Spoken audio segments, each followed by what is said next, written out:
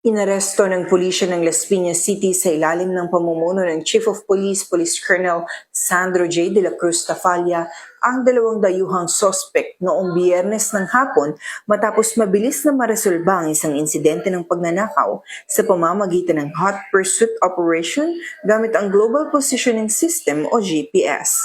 Kinilala ang mga sospek na sina Sukhwinder, 27 taong gulang at Jasdeep, 33 taong gulang, kapwa Indian nationals at residente ng Taytay, Rizal.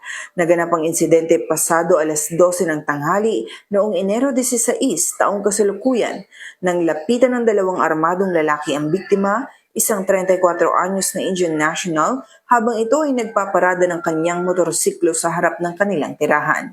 Sa pilitang kinuha ng mga sospek ang iPhone 16 Pro ng biktima na nagkakahalagang 73,000 pesos, pati na rin ang kaniyang 10,000 cash. Sa isang mabilis at makabagong tugon, nakipag-ugnayan ng mga tauhan ng Substation 1 sa biktima upang i-activate ang GPS feature ng ninakaw na cellphone.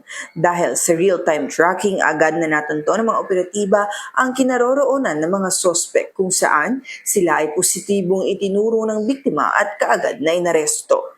Matagumpay na nabawi ng mga otoridad ang ninakaw na iPhone 16 Pro at ang 10,000 cash. Nasamsam din ang motorsiklo, helmet at pulang jacket na ginamit ng mga sospek sa pagsasagawa ng krimen. Pinuri naman ni Police Brigadier General Randy Igay Arceo, District Director ng Southern Police District, ang mabilis na aksyon ng Las Piñas City Police Station at ang epektibong paggamit ng teknolohiya sa operasyon. Mula dito sa Southern Police District, ako ang inyong PNN correspondent, Patrolwoman Meritoni Veva, alagad ng batas, tagapagtaguyod ng balitang pulis.